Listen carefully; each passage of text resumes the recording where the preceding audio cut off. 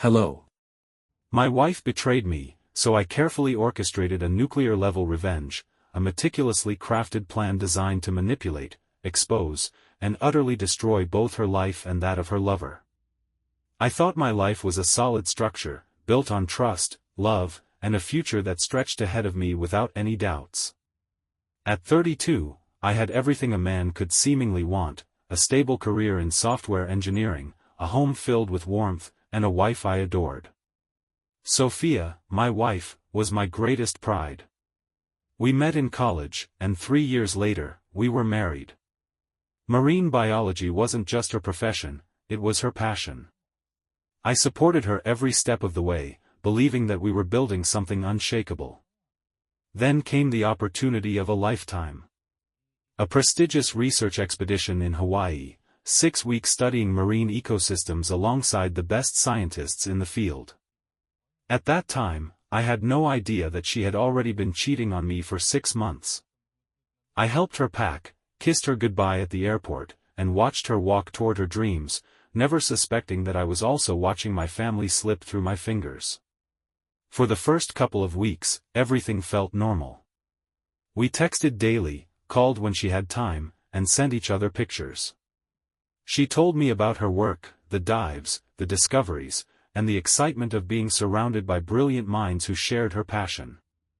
I listened, happy for her, never doubting that she missed me just as much as I missed her. But then the messages became less frequent. The calls got shorter. The excuses piled up. Sorry, babe, I'm really exhausted. Wi-Fi is bad here. Long day, I'll call you tomorrow. At first, I didn't think much of it. She was busy, working hard. But a nagging feeling began to take root deep inside me. Something had changed. The warmth in her voice had thinned, as if she was talking to me out of obligation rather than desire. I caught myself rereading our old messages, comparing them to the ones she was sending now. They were different. The little details she used to include were gone. The "I miss you" texts became rare. And when we did talk, she was always in a hurry to end the conversation. I told myself not to overthink it. Relationships go through phases. People get distracted. Work is exhausting. I buried my unease deep inside, convincing myself that it was just my paranoia. One evening, after another long shift at work, I collapsed onto the couch, exhausted but satisfied. I had been working overtime for weeks, saving up for the surprise trip I planned for Sophia and me once she got back. Something special. Something to remind us both why we started this life together in the first place. I unlocked my phone, expecting the usual, maybe a message from Sophia, maybe some random scrolling before bed. But instead, there was a new Instagram notification. A message from a name I didn't recognize. Probably spam, I thought. But for some reason, I clicked on it anyway. Hey, I know this isn't my place, but I can't stand seeing you being played. Sophia and Dr. Carter have been sneaking around together. I thought you should know. I read it twice. 3 times. My vision tunneled, my heart hammering so hard it drowned out every other sound in the apartment. Dr. Carter. Her boss. The highly respected professor. The man she spoke so highly of, the one she admired for his brilliance and passion for the ocean. The same man who had shaken my hand at our wedding, who had clapped me on the back and called me lucky. I swallowed hard, my throat dry. This had to be a mistake. A prank. Some jealous intern stirring up drama. My fingers hovered over the keyboard. I wanted to ignore it. Delete it. Pretend I hadn't seen it and move on. But something in my gut twisted, something dark and cold and undeniable. A feeling I had been trying to suppress for weeks. I clicked on the profile. A young guy. Some marine biology student. He had pictures from the expedition, selfies with the research team, diving shots, group dinners. And in a few of them, I saw her. Sophia. Laughing. Glowing. Standing right next to Dr. Carter. I told myself that meant nothing. They worked together. Of course, they'd be in the same pictures. But that feeling in my gut didn't ease. I went to our text messages. Opened the chat. Scrolled up. The conversations weren't right. They weren't us. No more long messages filled with details of her day. No more "I miss you" texts. No more complaints about how hard the work was, how exhausting the dives had been. Instead, her responses were short. Casual. Devoid of warmth. And then I saw it. A message from me, a few days ago. "I love you. I can't wait for you to come home." Her reply. "Me too." No "I love you" back. No emojis. Just 2 words. Like an afterthought. I felt sick. I opened her social media, scrolling through her pictures, trying to piece together the timeline. Trying to see something, catch something. And then I noticed it, something so small I almost missed it. She had stopped posting pictures of just herself. Every new upload was a group shot. A scenic view. A research moment. It was as if she wanted to prove she was always with people. I sat back, my phone in my hand, my pulse roaring in my ears. I wasn't stupid. I had seen the signs before, in other people's relationships. I wanted to scream. Confront her. Demand the truth. But something stopped me. Because if it was true, if she was cheating, then she had already been lying to my face for weeks. And if she could do that so easily, then what else had she already covered up? I wasn't going to be the fool who got angry and gave her a chance to lie again. No. If she had played me for a fool, it was my turn now. I took a deep breath, forcing the rage down. I needed proof. And I was going to get it. I wanted to be wrong. I opened her texts again, scrolling through our messages. The conversations were short, surface level. But it wasn't just what she was saying, it was what she wasn't saying. No affection, no warmth. Just obligation. I needed more. So I went deeper.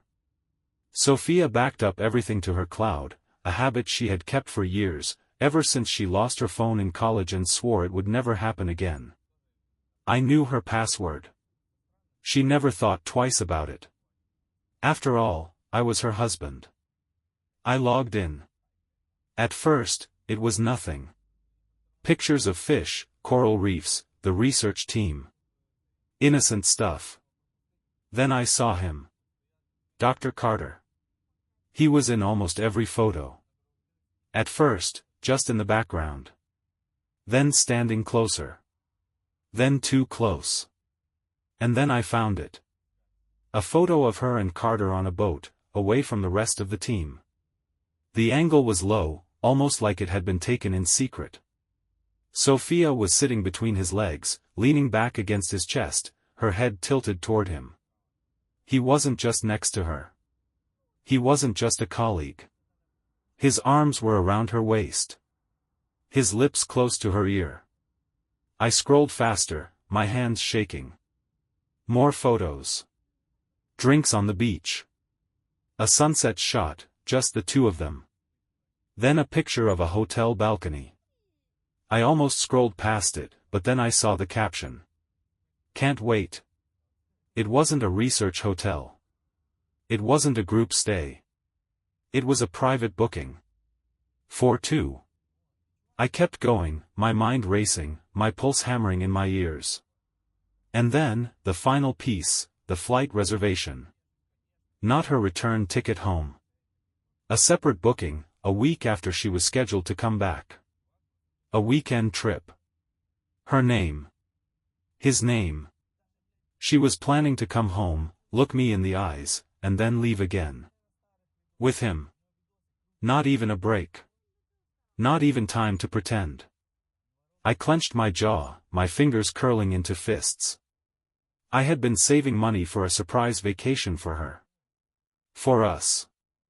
Meanwhile, she had been planning a weekend getaway with another man. I felt my body go cold. This wasn't a mistake. This wasn't a one-time thing. This wasn't something I could explain away. She was in love with him. And she had already replaced me. But she didn't know I knew. Not yet. And I was going to use that. When Sophia walked through the airport gates, dragging her suitcase behind her, I forced myself to smile. She looked exactly the same, bright-eyed, sun-kissed, glowing from weeks in paradise. If I hadn't known the truth, I might have believed she was just happy to be home. "Jake," she beamed, dropping her bag and throwing her arms around me. I hugged her back, steady, controlled. I felt her body against mine, warm and familiar, but all I could think about was Carter's hands on her. "Missed you," she murmured against my neck. I kissed her temple. "Missed you too." It was a lie. I didn't miss her. I missed the woman I thought she was. The woman who wouldn't spend 6 weeks with another man, then come home to me like nothing happened. She pulled back, studying my face. "You okay?" I nodded. "Just tired. Work's been crazy." She smiled, stroking my cheek like she used to. "Well, you're in luck. I brought you something." She reached into her bag and pulled out a small box. "Souvenir from Hawaii." I took it from her, opening it. A simple keychain, shaped like a turtle. A turtle. The symbol of longevity. Commitment. I almost laughed. She cheated on me, planned a secret weekend with her boss, and now she was giving me a cheap trinket symbolizing loyalty? But I played my part. I turned the keychain in my fingers, acting like it meant something. "I love it," I said, my voice steady. Her shoulders relaxed. "Good. I wasn't sure if you'd like it." She was testing me. Watching my reaction. Making sure I wasn't suspicious. Too bad for her, I already knew everything. When we got home, she unpacked, humming softly like she always did. She moved around the house with ease, slipping back into our routine as if nothing had changed. But everything had changed. I noticed little things now.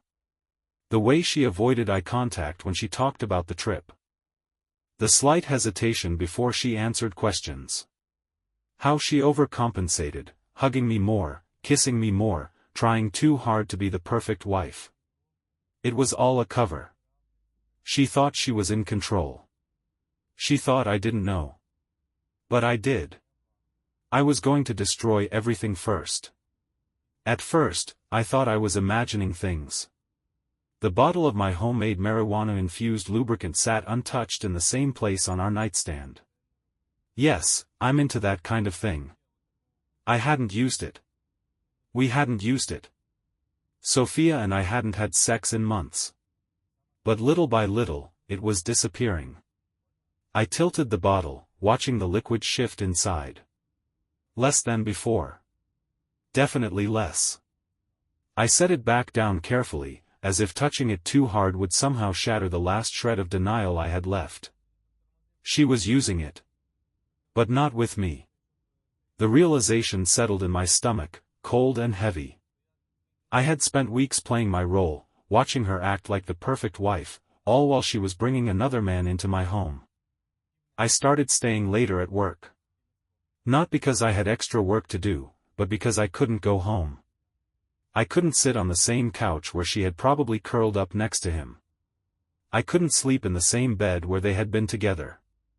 I knew he had been in my house. The evidence was everywhere, small things, things only I would notice. The sheets tucked in differently. The faint scent of an unfamiliar cologne lingering in the air. A half-empty bottle of my whiskey, one that I hadn't touched, but someone else had. Dr. Carter. The respected professor. The man who smiled at me, shook my hand, drank my beer, smoked my weed, and fucked my wife. I clenched my jaw so hard it hurt. I wanted to grab her phone, throw it in her face, and force her to confess. But I didn't. Because confrontation would mean giving her a chance to twist the story, to fake tears, to lie her way out of it. No. I wasn't going to yell. I was going to burn her life to the ground. She thought she was the one playing the game. She had no idea her game was already lost. I wanted her to break. So I started planning. She and Carter had been using my homemade marijuana-infused lubricant, like some kind of inside joke at my expense. That was when the idea hit me. A small tweak to the formula. A little extra ingredient. Poison ivy extract. Enough to cause an unbearable itch, a slow, creeping burn in the most sensitive places. It took a few days to prepare, but when it was done, I poured it back into the bottle, placed it exactly where it had been, and waited. The second step was psychological.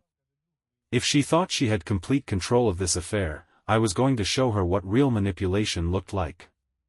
One night, while she was in the shower, I grabbed her phone. I had been waiting for this moment. She always left it charging on the dresser while she showered, confident that I would never look. I unlocked it easily, her password hadn't changed in years. I scrolled to my contact, changed my name to Dr. Carter, and then changed Carter's name to mine. Then I started typing. "You gave me herpes." I hit send. A moment later, I typed again. "I can't believe this. You told me I was the only one. How long have you been sleeping around?" Another message. "You're disgusting, Sophia. I trusted you." I watched the screen, waiting for the moment she'd see it. Then it happened. The sound of the shower running didn't mask the sudden, strangled gasp. A few seconds later, I heard her fumbling for the phone. The messages were being delivered as if they were coming straight from Carter. I stood in the doorway, listening. A small, shaky breath.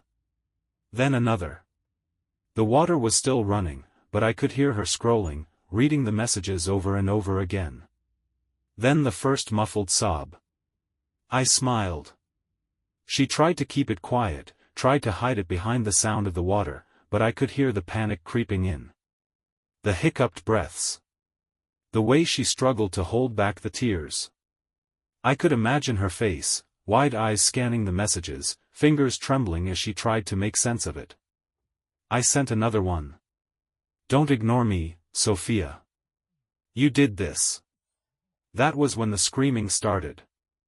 At first, it was just a whimper of pain, a sharp intake of breath.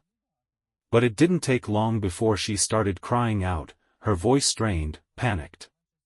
The poison ivy was working. I leaned against the wall, arms crossed, and waited. She had no idea what was happening.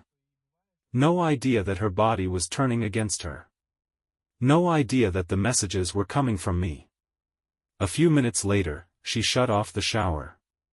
The door flew open, and she staggered out, clutching her phone in one hand, her towel wrapped tight around her body. Her face was a mask of pure panic. She didn't even notice me at first. She was too busy frantically typing, trying to respond to Carter. Or at least, the person she thought was Carter. That's when she saw me. Her tear-streaked face twisted with something between confusion and terror. She looked at me like I was just another problem on top of the storm already crashing down around her. "Jake," she gasped, her voice raw. "Something's wrong." I raised an eyebrow, doing my best to look concerned. "What do you mean?" She gritted her teeth, squeezing her thighs together as if she could stop whatever was happening to her. "I don't know.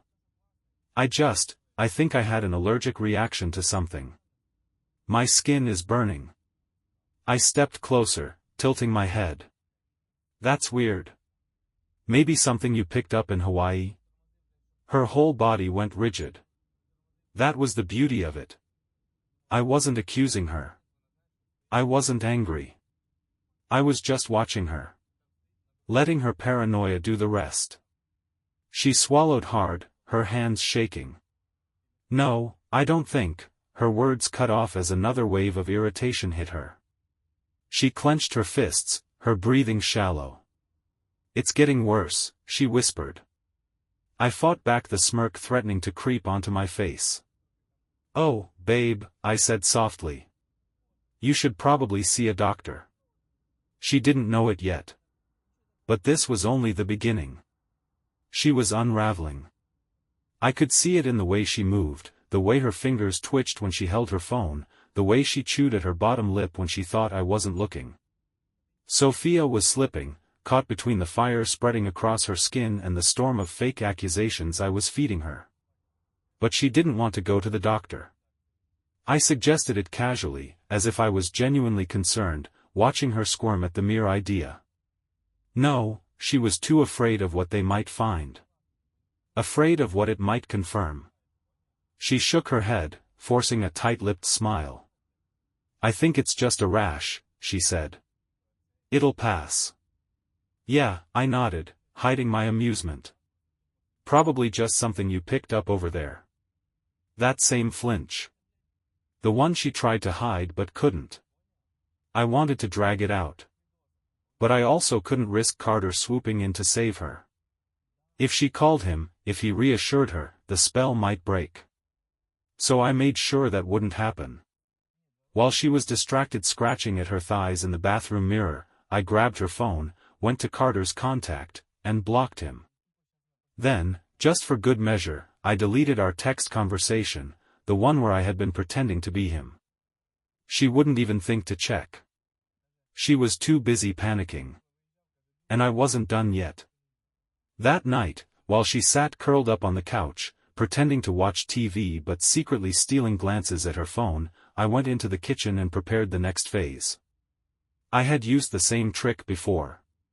When I was younger, screwing around with my college roommates, I had slipped a little laxative into their drinks just for fun, just to watch them suffer through class. Now, I was using it on my wife. A little extra in her tea. Just enough to make things interesting. When I brought it to her, she took it without question, still too distracted by whatever nightmare was running through her head. I sat across from her, watching, waiting. She barely touched her food. Her leg bounced under the table, her phone sitting in her lap, her fingers twitching. Still no response from Carter. Because he couldn't respond. After about 20 minutes, it hit. She pressed her lips together, shifting in her seat. Her stomach made a low, audible gurgle, and for a second, she froze. I almost laughed. Another cramp. This time, she winced. Then she was up, practically running to the bathroom. I gave it a few minutes. Then I grabbed her phone. I unblocked Carter's number, just long enough to send another message as him. Sophia, what the hell did you give me? My stomach is a mess. I haven't left the bathroom in hours. I swear to God, if you gave me something. I waited a moment. Then I sent another. I think I have chlamydia. If I do, I know I got it from you. And just to twist the knife deeper, one final message. You better not have been sleeping around. I trusted you. Then I blocked him again and placed the phone back where she left it. From the bathroom, I could hear her groan. A quiet, pained whimper. Then the sound of her phone vibrating. A pause. Then another groan, this one different. This one filled with something closer to terror. She had read the messages. I leaned back on the couch, smiling to myself as I heard her breathing quicken. She was losing control.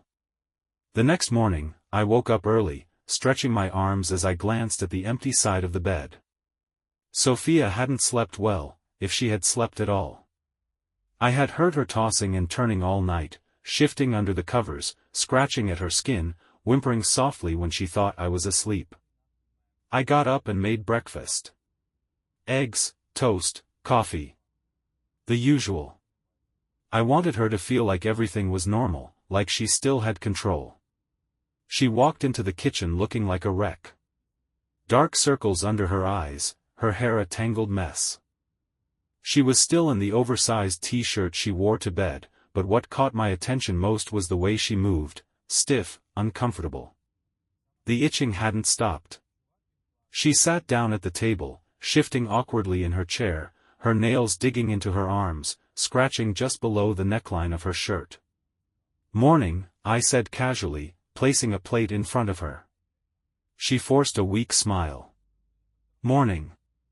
I sat down across from her, watching as she slowly picked at her food. Her fingers trembled when she reached for the coffee. I took a sip of mine and tilted my head. "You okay?" She hesitated, clearly debating whether or not to tell me the truth. Then she shook her head. "Yeah. Just a little off today." I nodded, as if I believed her. As if I didn't already know she was coming apart at the seams. She barely touched her food, and before long, she pushed her chair back and grabbed her keys. "I need to go out for a bit." I kept my expression neutral. "Where to?"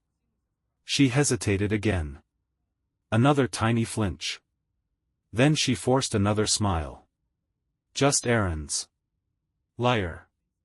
I already knew exactly where she was going. I let her leave without a fuss, watching through the window as she got into her car and sped off, gripping the steering wheel too tight. She was going to Carter. I gave her a 5-minute head start before grabbing my own keys and following her. It wasn't hard to tail her. She drove like she was in a rush, like she couldn't get to him fast enough. She pulled up to the college parking lot and stormed inside, barely remembering to lock her car. I knew exactly where she was heading. By the time I reached the door to his lecture hall, I could already hear her voice, strained, rising in pitch, filled with panic and barely contained anger. I stepped inside quietly, slipping into the back, blending into the background as students and faculty turned toward the commotion. She was standing at the front of the room, facing Carter, her hands clenched into fists at her sides. "You blocked me?" she practically shrieked. "You ignored my messages all night and then tell me I gave you something?" Carter looked pale, confused, glancing around the room as if he had just been ambushed, which, to be fair, he had. I don't know what you're talking about," he stammered.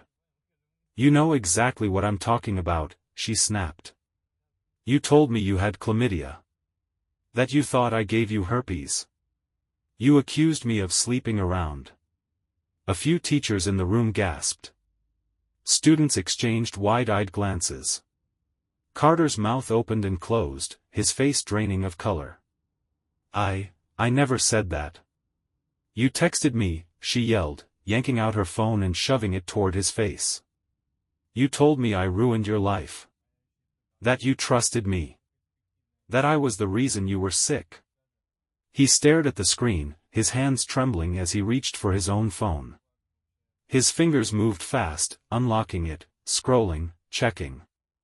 Then his brows furrowed in complete and utter confusion. I never sent these," he whispered, his voice cracking. "Oh, bullshit," she screamed, her voice echoing through the room. At that moment, she wasn't just making a scene, she was making a spectacle. The head of the department was standing near the door, arms crossed, staring daggers at Carter. A few professors whispered to each other, shaking their heads. Students had their phones out, recording. This was better than anything I could have planned. And I just stood there, in the back of the room, drinking it all in. This was it.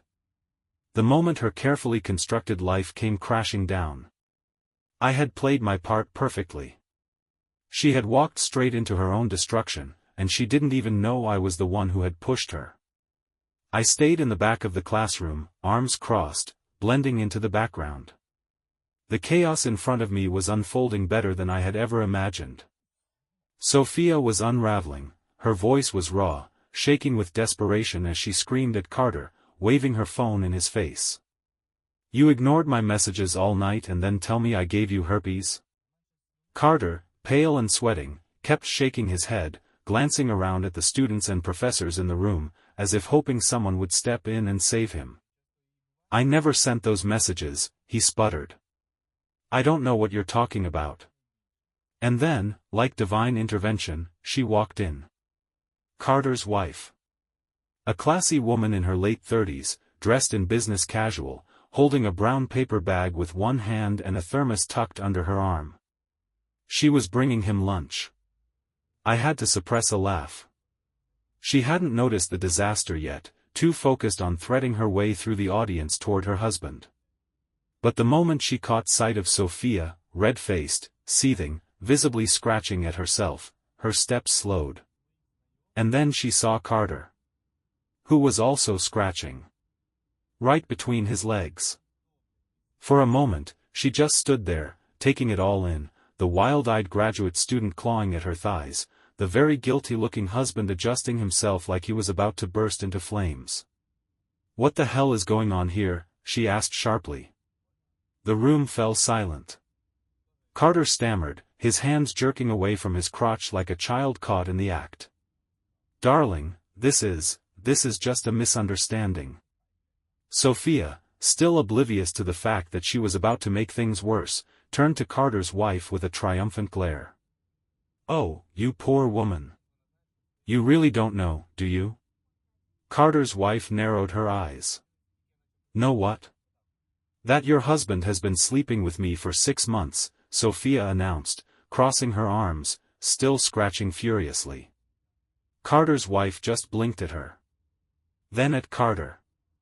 Then, very slowly, she lowered the lunch bag to the desk beside her.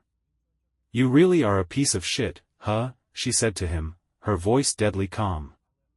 Carter opened and closed his mouth, now glancing between Sophia and his wife like he wasn't sure who he should try to save first.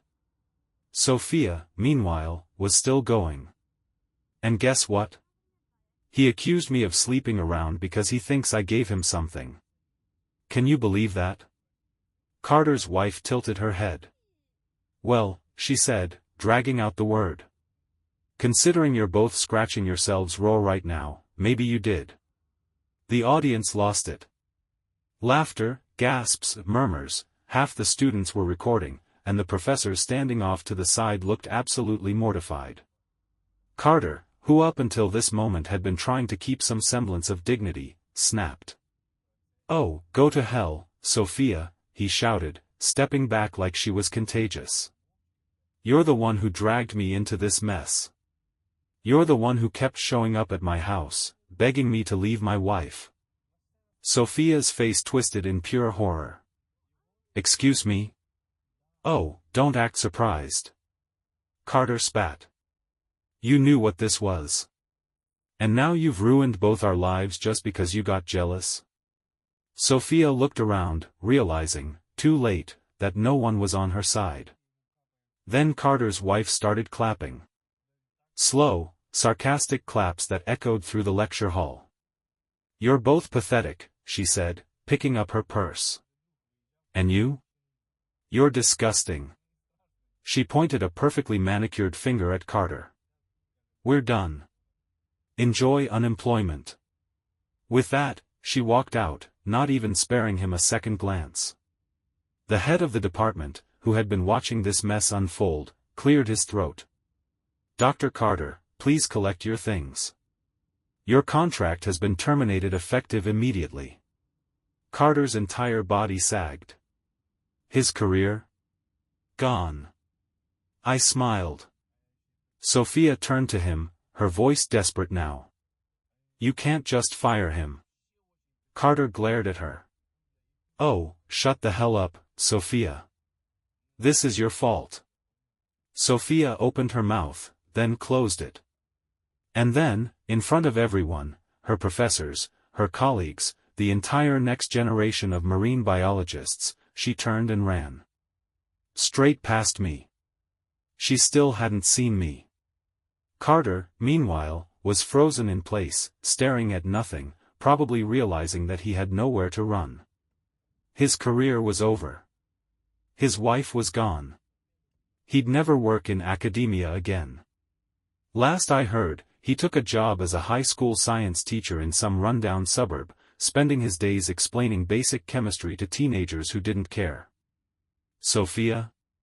Well, Sophia didn't get to finish her PhD. After the scandal, no one wanted to work with her.